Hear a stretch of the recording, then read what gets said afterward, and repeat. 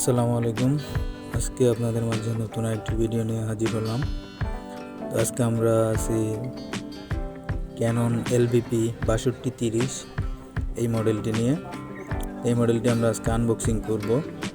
তো আশা করি আপনাদের ভালো লাগবে। এটা হচ্ছে Canon LBP 6230 DN with duplex laser printer.